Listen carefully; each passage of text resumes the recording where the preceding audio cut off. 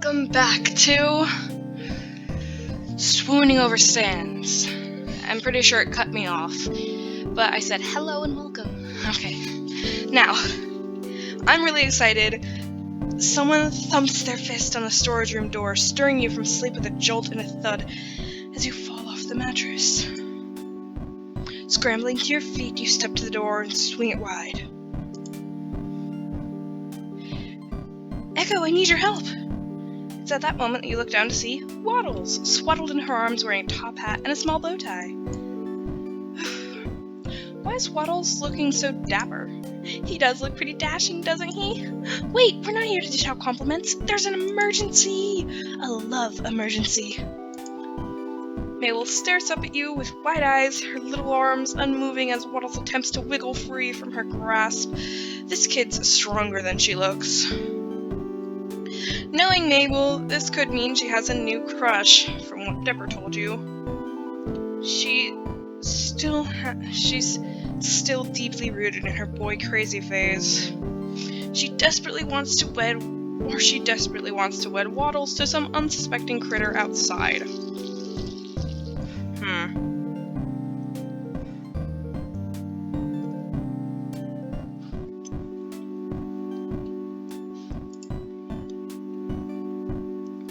Waddles and Grompers are renewing their vows today, but I can't find Grompers to put his gown on. You gotta help me find him. You weren't actually expecting the second guess to be right. Okay, Mabel, just calm down for a second. But we have to find Grompers. The ceremony's in 20 minutes. Okay.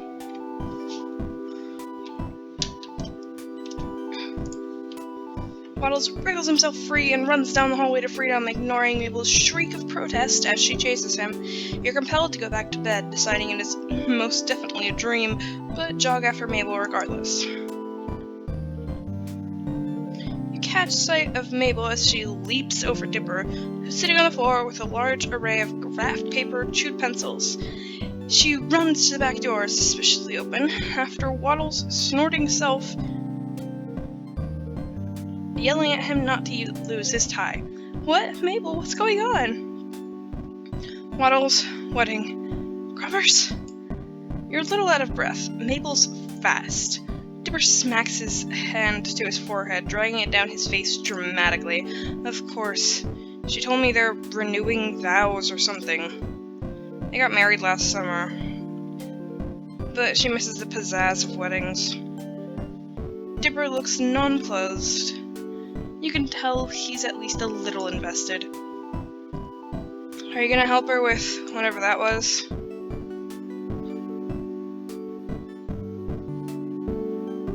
I don't even know what's going on. Yeah, that's Mabel for her, but it's her thing, I guess.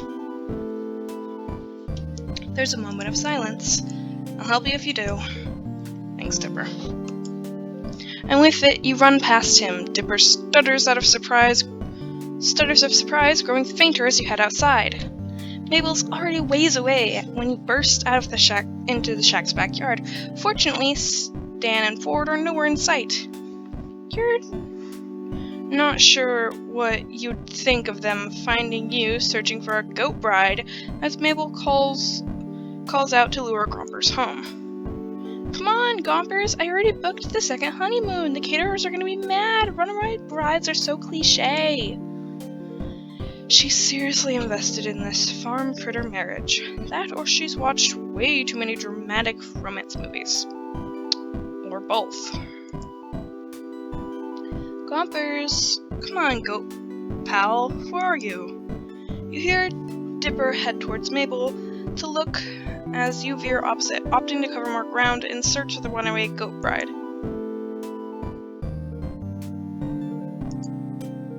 You duck to your knees and look under the house. There's a large little hole that leads somewhere underground, but you figure Gompers isn't down there if that's Ford's illustrious basement Dipper gushed about.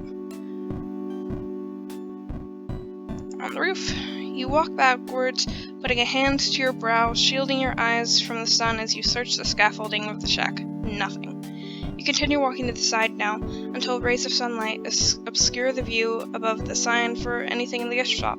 Rather serendipitously, a cloud glides overhead to block the sun, and you're able to look up higher, seeing the misspelled lettering,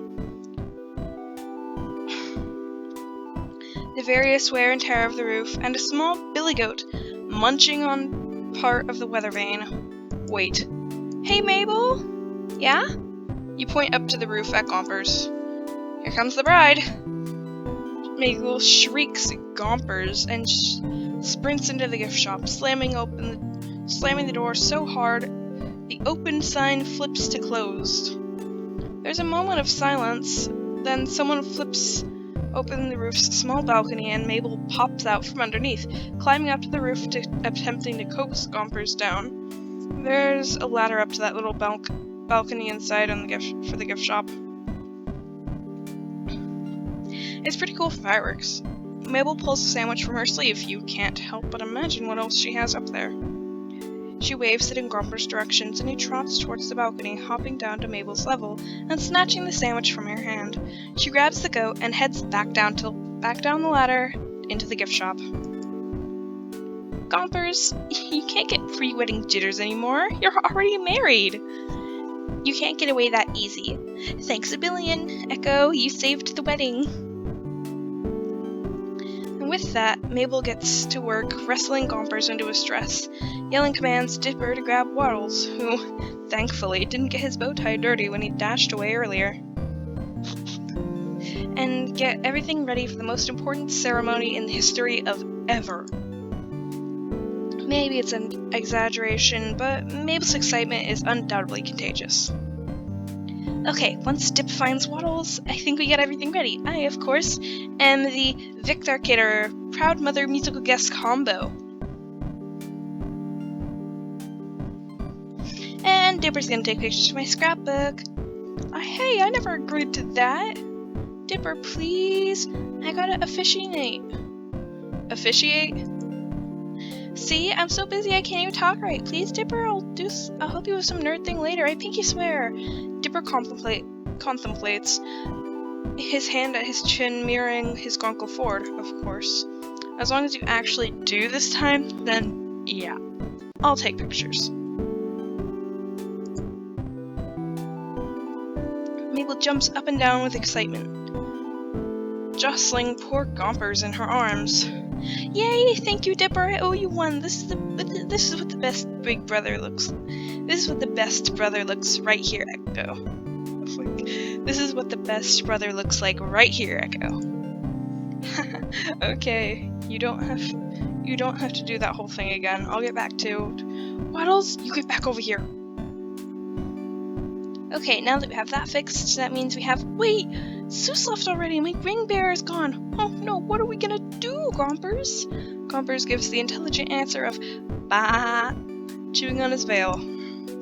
I could ask them. I don't know. Gompers chooses that moment to look into Mabel's eye and bleat at her insistently. Mabel naturally takes this as a sign from Goat. Of course. This is your special day, again. Mabel turns to you with pleading eyes. Hey, Echo, can you be the new ring bearer for the ceremony? It would give me no greater honor. I'm very invested in this partnership, Mabel. I gotta see it through. Mabel beams, obviously very pleased that you're taking it as seriously as she is. Thank you, Echo. Let's get this show on the road, or this wedding on the backyard. It still works. Mabel runs into the house. You could hear her thudding upstairs faster than a hungry Waddles. Gompers, thankfully, is still occupied by the half a sandwich Mabel taunted him with and stays put. She comes back with a fluffy purple pillow and 2 clear sticks. After snapping the sticks in half, glow sticks, they're glow sticks. She curls them into small bracelet-sized strings. They're so much more fun than rings. Plus, Waddles can put it on his tail and look super handsome. Waddles winks in agreement. In his mad dash out of the house, he lost his top hat. Hold your hands out, palm up. and get down so you're not as tall. They can't put the rings on each other if you're all the way up there. She's got a point. You duck to your knees in the dirt. Mabel turns your hands palm up, reverently placing the pillow and the glow stick rings atop them. Okay, Mabel, I'm here with the camera. Echo, why are you on the ground? You gesture to the happy couple within a wide arc of your arm. They need a ring bearer. Well, I guess they do. Mabel nods, her small hands atop her hips. She looks at the wedding scene and mumbles to herself, checking things off a mental checklist. I think we have— Wait! I forgot the flower petals. I'll be right back. She's gone again, leaving you alone with a pig broom, a goat bride, 2 glow stick bands of matrimony, goatrimony. It kinda works. You decide not to crack the pun on Dipper. He is examining his disposable camera. He pops the back open and sighs, smacking a hand to his forehead. This one's out of film. It must be the one Mabel used at Candy's party. He looks up at you and shrugs. I'll go get one of my spares. Make sure these 2 don't go anywhere, or Mabel will, Mabel.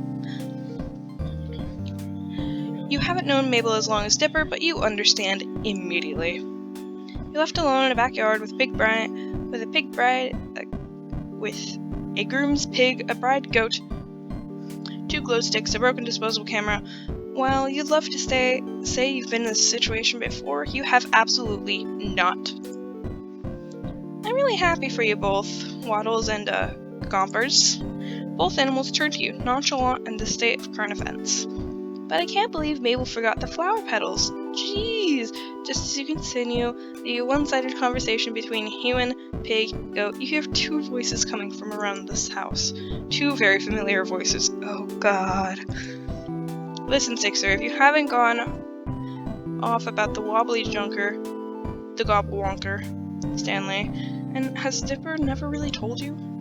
Then you wouldn't have freaked out the kid at the store, and we wouldn't have, have to fix my house if you get the car stuck in it. It's still my house, and besides, if he was a fisherman, he needed to know— Oh my god. Both Stan and Ford round the corner to find you sitting on your heels next to Waddles and Gompers, brandishing a pillow with 2 glow sticks in the dirt. The 3 of you stare at each other in silence. Mabel needed a ring bearer for the wedding. It's at that moment that Mabel kicks down the back door, runs to your side, and throws rose petals atop your head. Ta-da! You blow a rose petal off the tip of your nose and grin at Mabel. I think our bride and groom are ready to renew their vows, don't you? Mabel nods empathetically before turning to her grunkles, lighting up a 100-watt smile. Yes, Grunkle Stan, Grunkle Ford, you guys just got back just in time. And like that, Mabel pushes Stan and Ford towards you, tugs at their hands so they sit across from you. Stan complains about his knees, and Ford asks Dipper why the pig and the goat are betrothed. Fits with what you know about both at the time. Mabel makes way with the wedding, and you sit cross-legged, the pillow and glow sticks rings in your lap, and every so often Mabel stifles a theatrical sob, wiping a very real tear from her eyes before she turns to you for the wings. Oh, Mabel, how should the betrothed wear their rings since they don't have ring fingers? Just put them on where you think they fit best.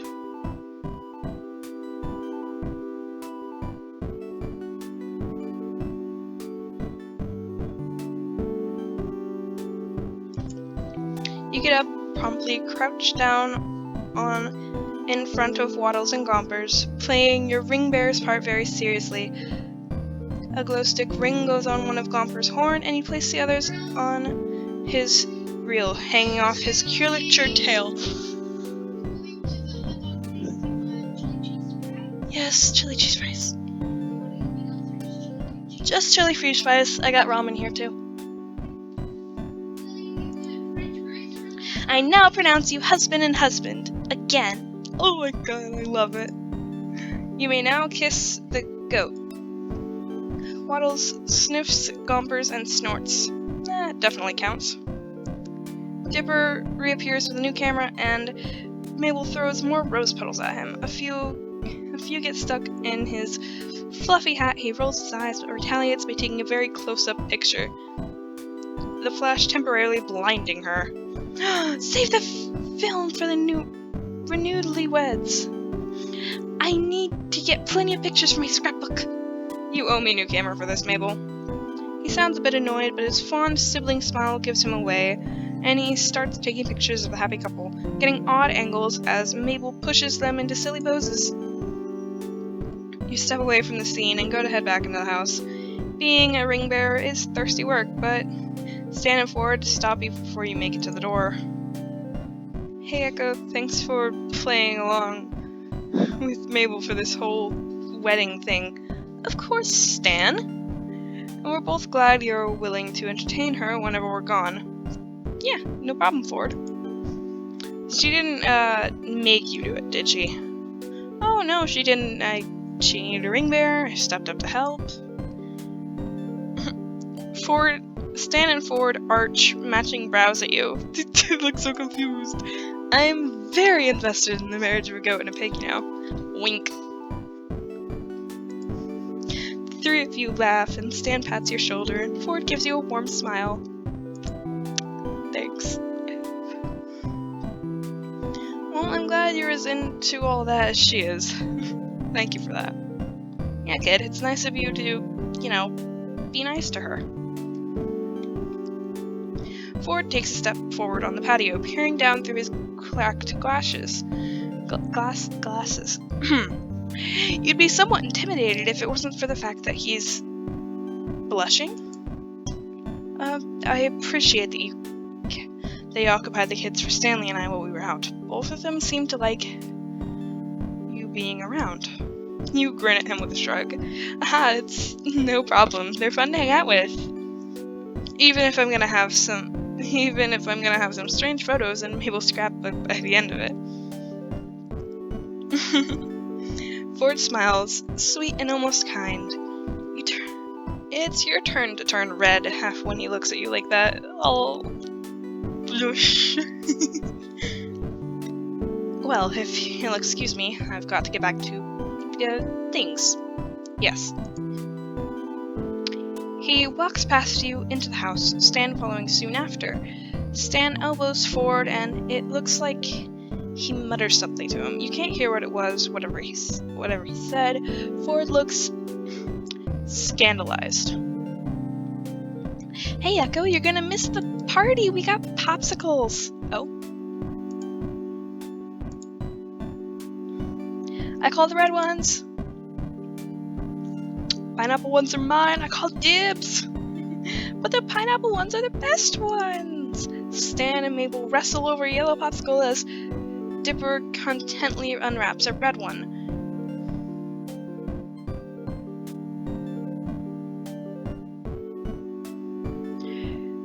Holding it above his head and out of Gomper's way. Ford gingerly picks out a purple ice pop and leaves the ice chest open for you to grab one as well. While Stan and Mabel aren't looking, you hide the pineapple popsicles at the bottom of the chest. Dipper sees and starts laughing, but doesn't tell. They're a strange bunch. These two sets of pine twins, but they're certainly making your summer a lot more exciting as your stay at the Mystery Shack continues. You're a wreck of a car sitting outside in the heat of the setting sun. It's another day of summer, with nothing to do but wait.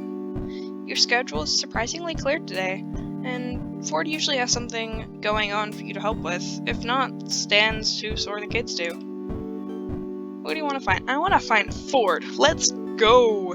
You pass through the living room. Mabel spots you from her seat at the table. Echo, I was hoping to see you. Come on, I want to ask you something. Mabel points down at the table with a with a raspberry pink-colored pencil. Her art supplies scattered across the table, lined with various sheets of paper with brightly colored doodles and lots of glitter. You see a drawing that looks like a cross between Barney and Godzilla, a page full of puppies, and a page with a drawing that looks kind of like you, with, is that Ford or Stan? Mabel's not finished with it yet, but the telltale jawline gives it away. You sit down at the table across from Mabel, and suddenly the same feeling you'd get at a job interview. It's intensified when she pushes her organized chaos papers aside and steeples her fingers over the table's surface. Echo, I'll be frank. I've been trying to find a match for my grunkles for a while, but I've never seemed to get their matches made. I'm sorry, a match? Yes, it seems like you were pulled out of thin air and attracted to the shack by a magnet of love. It was a sign. This week just made chemistry for you to share with him obvious. You know who I'm talking about, right? Ford. Yes! Grunkle Ford's great with the family, but he's still guarded. You're the first new person I've actually seen him get interested in. Maybe if you get to know him, he'll see that social interactions aren't so hard. And maybe love was on his horizon all along. Love? That's a jump, to say the least. And anyways, you had a chance to share some quality time with Ford, and you still feel like there's a huge part of the story that you're missing. How much do you even know about him anyways? And why do you want to know so much more? Mabel, Ford and I haven't really spent that much time together. Sure, we skirt a couple adventures, but nothing. Adventure's a perfect bonding material. I know that firsthand, but you know what would really get the chemistry going? Talking to him? What? No, I'm thinking about something more romantic. Hold on, I'm getting an idea. I'll get everything ready. Echo, you just focus on falling completely and utterly in love. Matchmaker Mabel is back in the game! I'm sorry. What?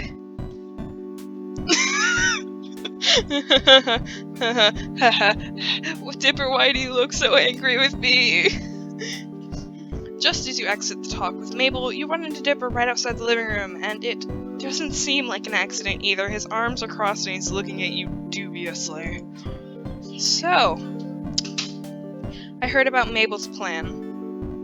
I just left the room. Yeah, well, word travels fast, and Mabel sends out mass update texts. His defensive posture softens a bit.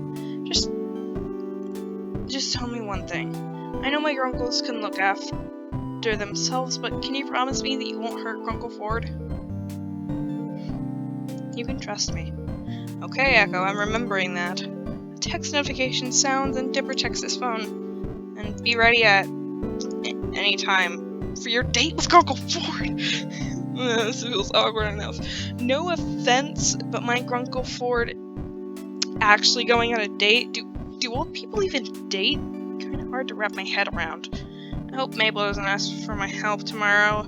I mean, I have enough trouble trying to date for myself. Mabel calls down from upstairs. Hey, Dipta, I'm gonna need your help tomorrow. Oh, never mind. During the next few days, Ford and Dipper get further into the Dungeons, Dragons, and more Dungeons and More Dungeons campaign that you left off on. You have time to flesh Alex out for completement, Tyros, and Vernon on the team. Dipper tells you the 3-person troop is actually typically small for a Dungeons and More Dungeons group, but you've been getting the hang of the game, mostly taking advantage of Ford's helpful nudges in the right direction. You've noticed Ford staring at you during the games sometimes. You can't deny you've been caught doing the same. However, after your fateful chat with Mabel, you're on edge and waiting for her to pull something out of her sleeve. Every time she bursts into the room with fistfuls of crayons, you jump at least a foot in the air. You've been doing your best to pretend everything's normal, at least as normal as gets in Gravity Falls. You ventured out town earlier and did some tourist-worthy exploring. Ran into the Pines family at Greasy Diner an hour later. According to a giddy Dipper, exasperated Ford, a door to another plane had appeared in the fridge instead of food. Post-documentary and inspection, and a lot of skeptical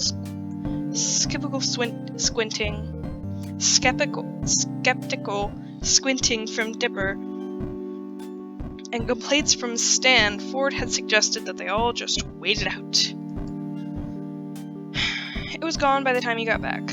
You secretly hoped to catch a glimpse, but when you asked Ford, he assured you it was nothing special. Wouldn't even been ranked amongst his top 10, he said, pushing his glasses up on his nose. After that series of fridge-related events, the shack went quiet. Dipper ventured out with his camera equipment to film something amazing, and stands in his office checking with his sources. Whatever that means. That leaves you and Ford both intently reading on the shack's patio. It's warm and comfortable, yet the overhang shields your eyes from the blinding summer sunlight. You glance over at Ford. He looks calm and collected, same as he's been all week. Conversely, you've been getting a little nervous around him since Mabel's matchmaking interview. It's not that you haven't thought of him in that light before, it's you never planned on actually trying it out.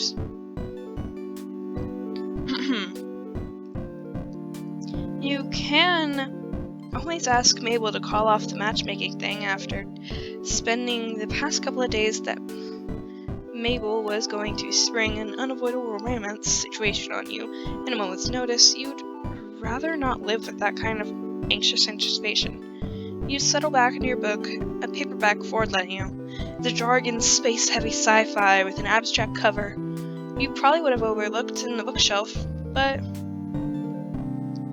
you think you're about to get the first glance at the plot after a 3-chapter introduction.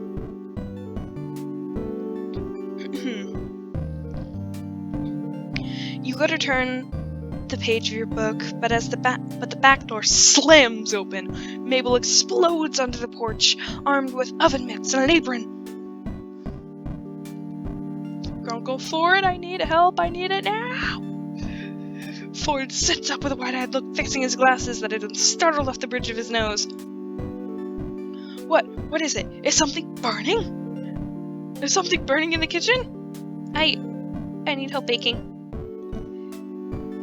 Ford relaxes enough to leave a bookmark with his dog-eared novel and closes it, but looks at Mabel with an air of bewilderment.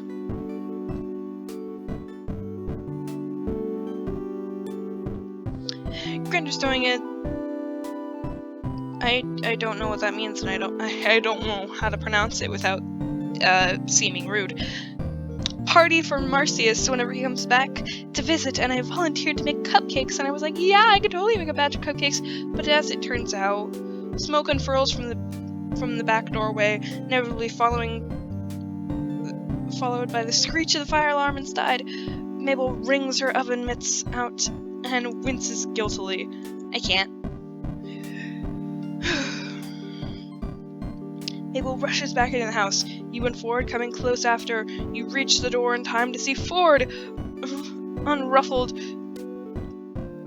drag a chair over to the smoke detector and disable it easily as flipping a light switch. Oof. As for the smoke, you go straight to the kitchen and open it, fanning the smoke out of the house. Mabel looks guiltily at both of you, attempting to waft smoke out with her oven mitts. Now you look and notice there's flour on her sweater on the kitchen floor, the kitchen counter, leading to one lopsided bag of flour, surrounded by a similar mess of ingredients. Looks like you can use a hand, Mabel. Why didn't you ask for help much sooner? I'm sorry, Grunkle Ford. I wanted to make them myself. She wilts under exaggerated despair. But I need these cupcakes, and I need your help. She points at Ford. And your help.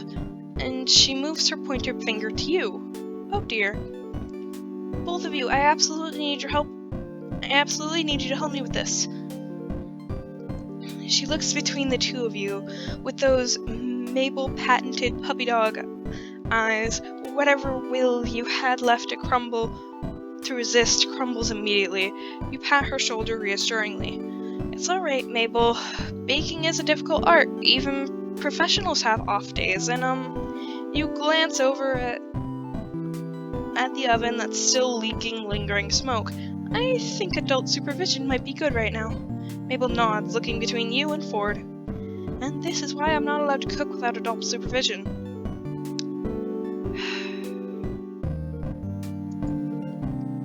Oh no, I just skipped that one. Well, it'll be easy peasy with you and Grunkle Ford helping me out. You look at Ford, and Ford looks questioningly to Mabel. Why would you need both of us, Mabel? Because we need to make like a bajillion of these, so many. It's a huge party. Plus, the more people that make them, the more love the cupcakes will have. And there needs to be so much love in these cupcakes. That doesn't, please go forward. You and Echo are the superly convenient only ones that I have that can help me. Maybe Dipper, he's out filming. He won't be back till like sunset. It's gotta be by you two. Ford glances hopelessly out to the hallway for one moment, and Mabel gives you a conspiratorial wink while he's not looking. Then, it dawns on you. This is your match-made date with Ford. That was loud. It was me. I just slammed my hand on my desk. Ha ha ha. Is it getting hot in here, or is that just the oven? Well, please, don't go forward. Echo is gonna help out. Right, Echo? Yes. That's what I want. A heart picking up its pace, you hazard a look at Ford, finding him looking oddly contemplative now compared to before. He looks at you for a fleeting moment. You catch at the corner of your eyes. His attention's back on Mabel by the time you register it. Ford nods at her. Alright, what do we need to do? Okay, first rule in baking, wear an apron. It's never a wrong time to make a fashion statement. Mabel hands two aprons out, a scarlet red one and the other white. You have no idea where Mabel even retrieved these aprons from in the first place. But she's already picked who gets which one. The red one is tossed to you, and the white one is thrown to Grunkle Ford. You put it on and look at yourself, ready, and read an upside-down "Burn, Baby, Burn" printed across your chest, with a picture of a fiery grill beneath it. Fittingly, it smells like it's burning. Ford's apron has some green text you didn't quite catch, but as he loops it over his head and ties it, you could read it clearly. My other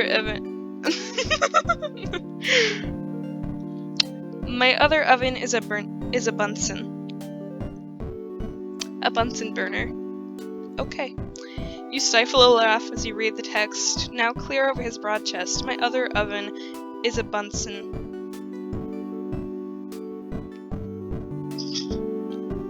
Oh my god, oh my god, oh my god!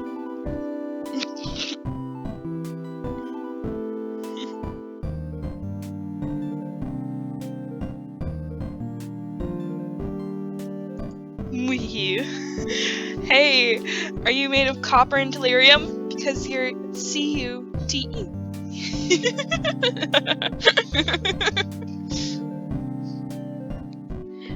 Sorry. I love chemistry flirty lines. I love doing stuff like that.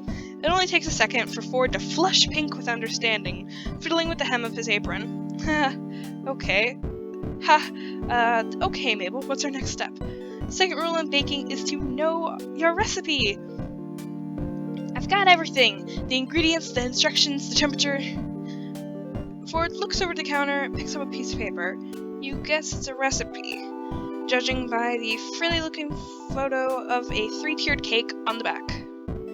He scans over the ingredients, focused. The third rule in baking is to forget your recipe.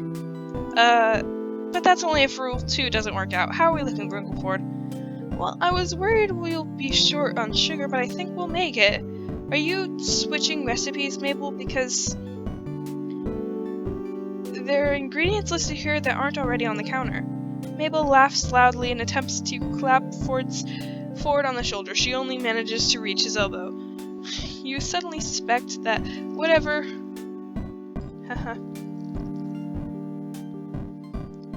Mabel had burned in the oven earlier was a fabricated failure.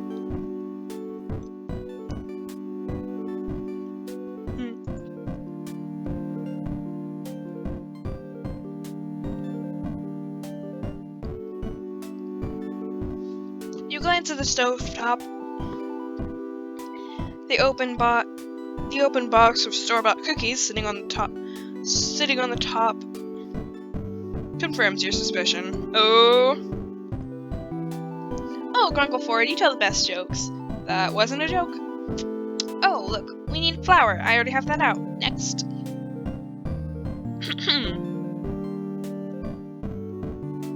Ford reads the list of ingredients out loud. Mabel darts around the kitchen, gathering them up as he calls them out. You set to work finding the utensils Mabel needs. Searching through unfamiliar drawers, she points out to you. After opening nearly every cupboard, you come across an array of mismatched measuring cups. 2 half teaspoons, a dented tablespoon. Good enough. How many cupcakes do you need for tomorrow, Mabel? At least 100.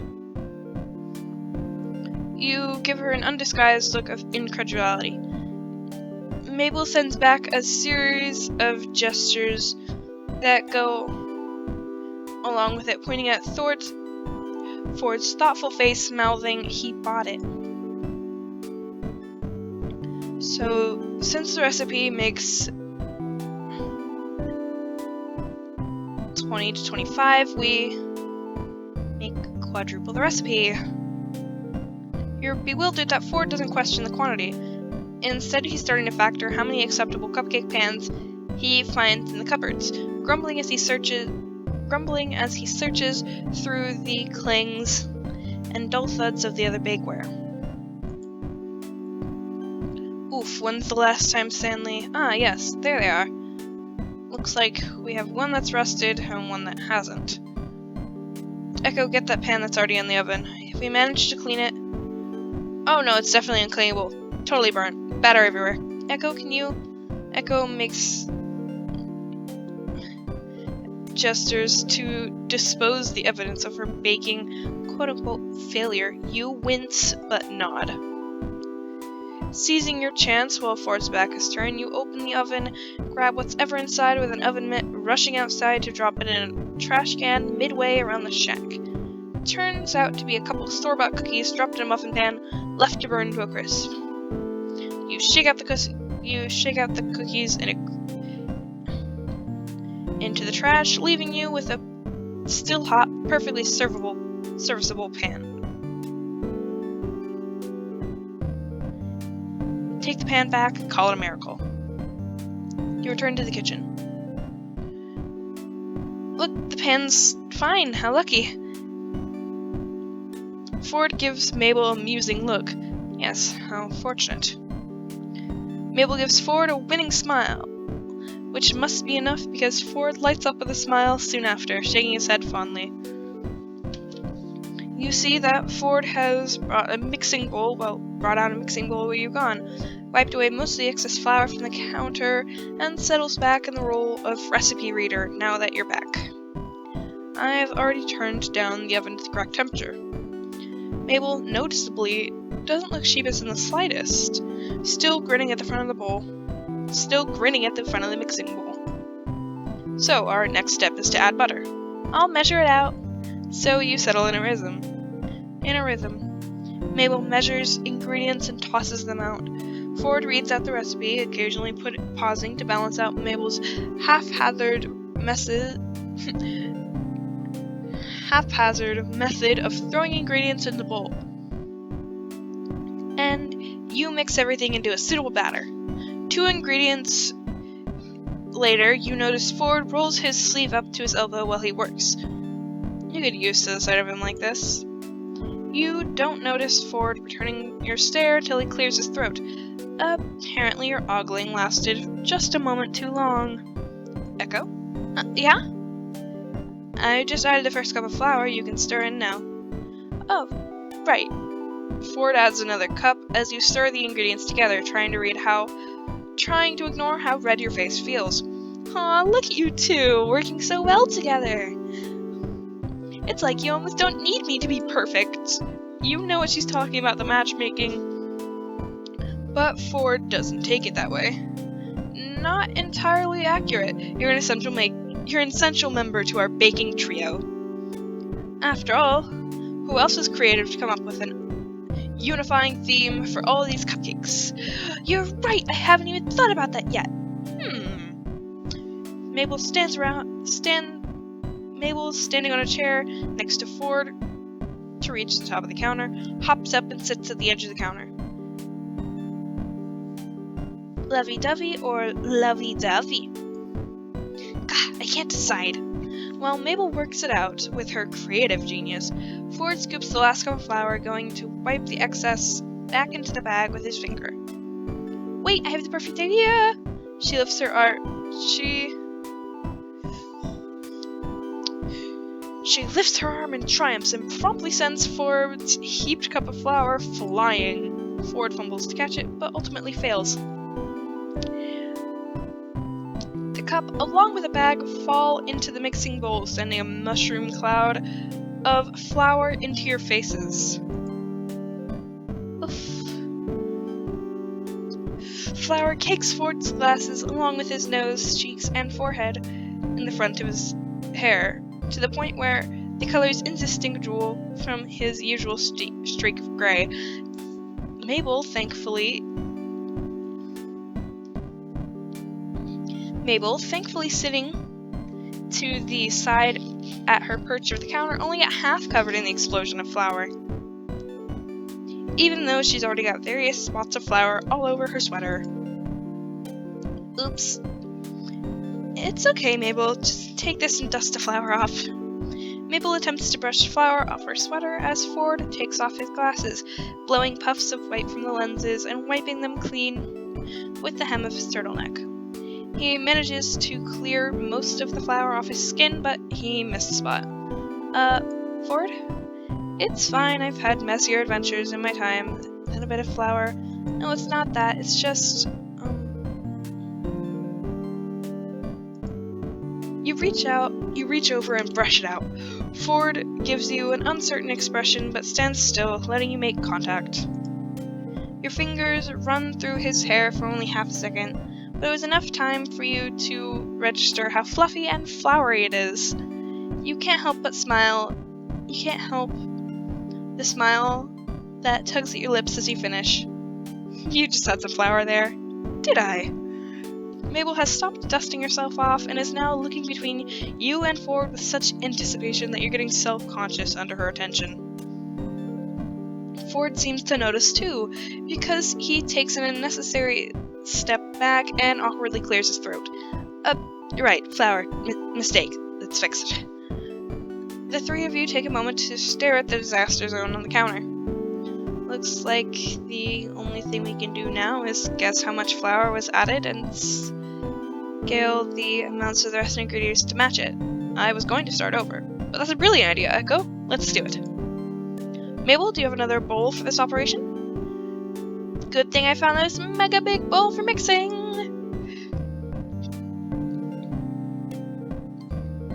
Mabel presents a vessel more akin to a tub than a mixing bowl. It's clean though, and Ford transfers the batter over. Good call, Mabel. Are you secretly psychic? Nope, I just have this little thing called the power of Mabel. She does an exaggerated jazz hands, shaking more of the flour off in the process. The three of you laugh before beginning the post-flour mission. Due to the mishap, you now need to add 4 times the other ingredients to match the flour that got dumped in the bowl. An inconvenience, but not impossible.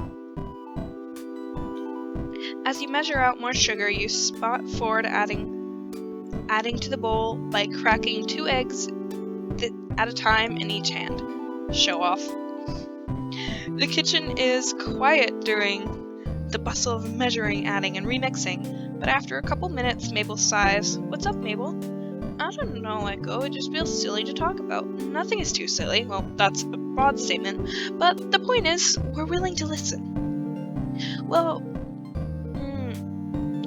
Granda and Marius are throwing this party on Marius' yacht, right? You have no idea who either of those people are, but you play along for Mabel's sake. Yeah? They're really getting the romance zone, and Grenda told me that they even kissed. Ford only gives a mild acknowledgement, so you have to amp up the reaction zone. They did not. They did so! Can you believe that? I seriously cannot believe that. Ford looks lost as he continues to mix the batter together. I'm really happy for Grenda, but sometimes I feel a little jealous. Grenda's like one of my best friends, and I don't know why I can't just be happy for her without feeling this way.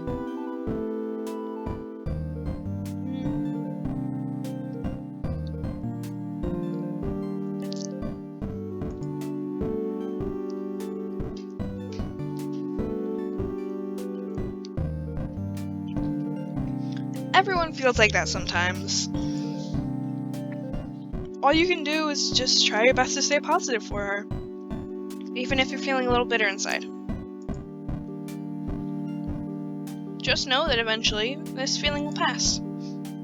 And everyone gets this way, even with friends. It doesn't mean you're a bad friend or anything. Thanks, Echo. And anyways, if this is about romance, Mabel, you're a teenager. You might feel like you're watching your friends get married and settle down so quickly, but that doesn't start happening until you get like 25.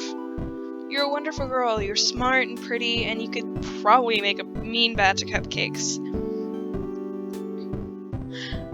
I know that whoever you end up loving will be lucky to have you, and that a perfect relationship will come your way in time.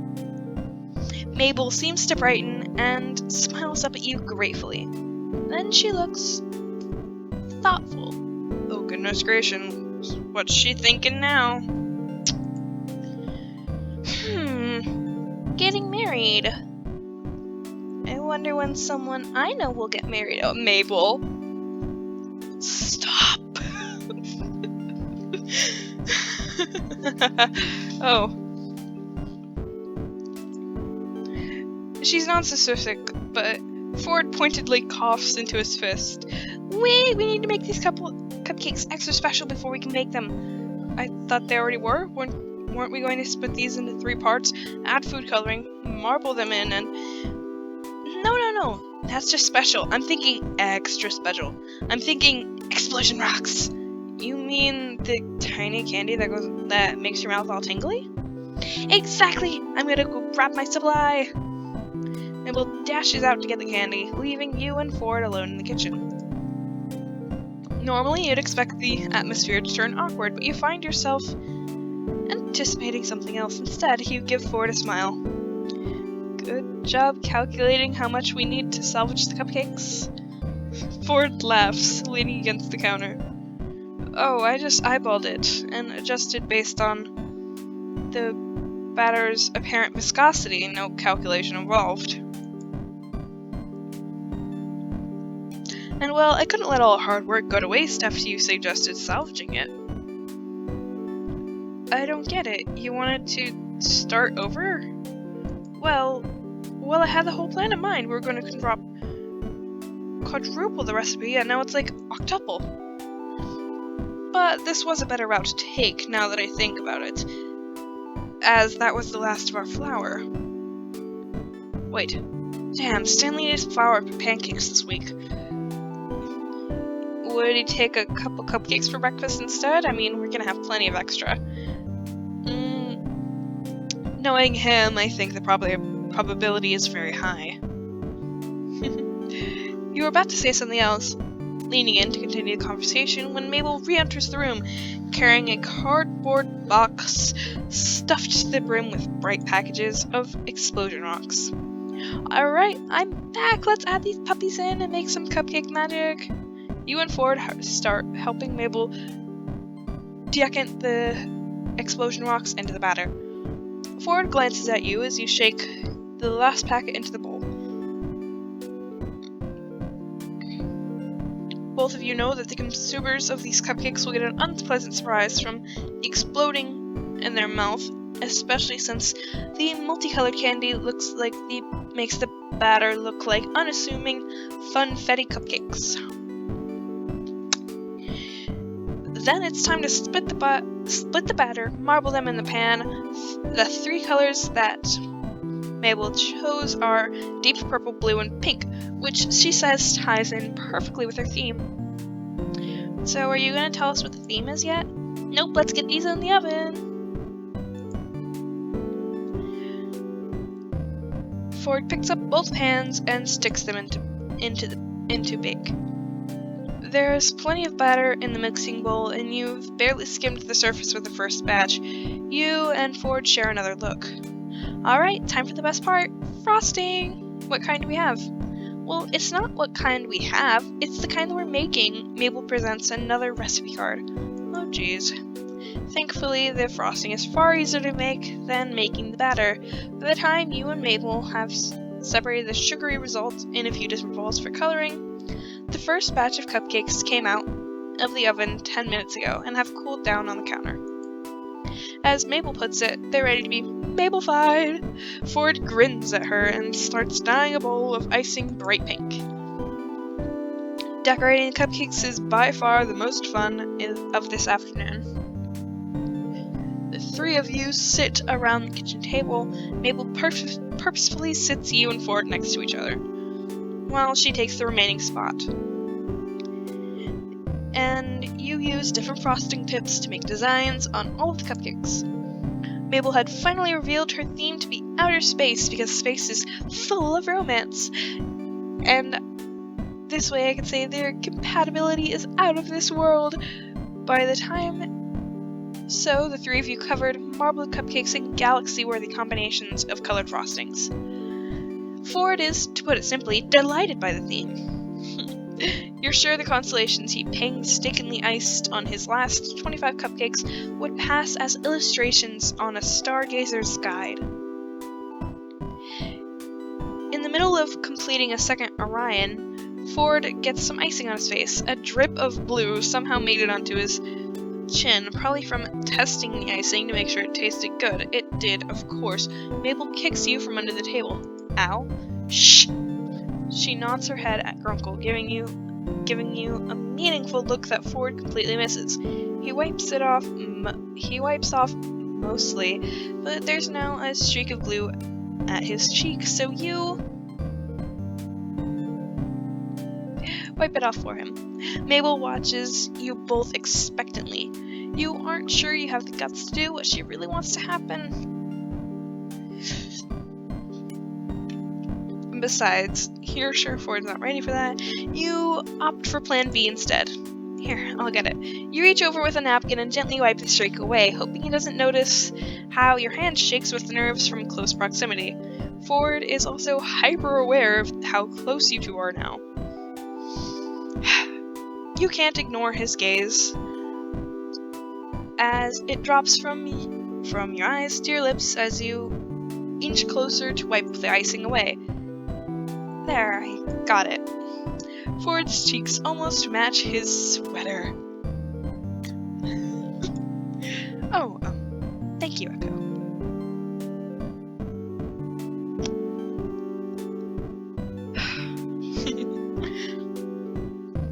Eventually, the three of you finish decorating over 100 cupcakes. Looking at them all lined up on the counter, you could really see the decline in quality as you, Ford, and Mabel got worn out. The last few have frosting in solid colors, and just a handful of star-shaped sprinkles on top. I can't believe we're finally done. Yes, and I can't believe I'm saying this, but I think I've had enough of the night sky to last me the rest of the week. Oh, but we're not done. Mabel sounds pretty peppy as she has all day, even though she must be as tired as you and Ford. There's just one last thing to do. Clean up because we have a huge mess here. No, Uncle Ford. It's more important than that. We most desperately need it. Ford looks perplexed. What could that be? The glitter! Mabel pulls out a sizable tub of edible blue glitter that had been sitting in the back corner of the counter for, you're guessing, the entire afternoon that you've been there, unscrewing the lid, revealing its shiny contents. Oh? Glitter! You each grab handfuls of glitter, sprinkling liberally over each cupcake. Oh, that's perfect. The only person who seems to be hesitating is Ford, who keeps attempting to stop the glitter gradients, the attempt to glitter gradients in order to keep his earlier icing work clear of glitter. Mabel always comes in after him, though, and fills in the blanks so that the whole thing sparkles. Soon enough, the tub is left nearly empty. Great! All of these are ready for the party. Except this one's for Dipper. This one's for Uncle Stan. This one's for Waddles. She puts the three exceptions aside, and in the end, the three of you grab a cupcake each as a reward for the afternoon's hard work. You tap them together in a pseudo toast and absolutely devour them. The cupcake tastes odd, but that's what makes it amazing. It's probably the explosion rocks you can detect. The faint spice of love and adoration. It's good, if not perfect cupcake. The remaining cupcakes are strategically fitted in the pantry among the cheese boils and various other food snacks ready to be brought to the party tomorrow afternoon. Mabel stretches and yawns dramatically before grabbing the plate of cupcakes that have been set aside. Well, I better get these over to the boys. You know how Grunkle Stan gets when he smells something cookie and doesn't get a taste. You're not quite sure you do, but Ford nods knowingly, so it must be true. Anyways, I'll leave you two lovebirds alone. Thanks for the help. And you're welcome for my help. Mabel sends a wink and finger guns as she leaves. Your heart freezes in your chest as Ford looks at Mabel's exit with an unreadable look, then faces you. You see, I know what's going on. This isn't the first time Mabel's tried to find my match. You can't fit the words to express your mixture of relief and confusion, Ford explains.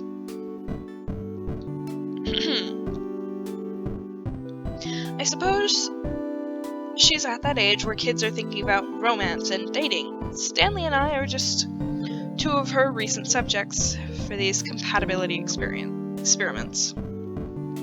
Last time, Mabel reached out to Mermando to set me up with a merman. She didn't tell me what the situation was, and I unknowingly grilled him with scientific queries about merpeople and sent him back under the water with a grumpy burble.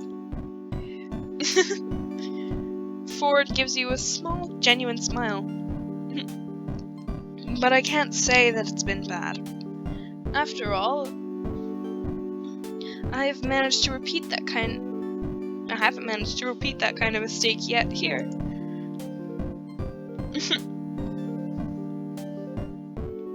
So, How do you think this match is going? Ford shrugs, though he's sporting a light blush. I think this one has potential. You both look around the disaster scene of the kitchen. Since Mabel conveniently had other things to do, she left you and Ford with the task of cleaning everything. Ford rolls up his sleeves and adjusts his glasses. Come on, let's get this kitchen cleaned up. Yeah! Excellent. Well, I'm gonna end it off here. I will see you all in the next episode, and I hope you all have a lovely day. Bye!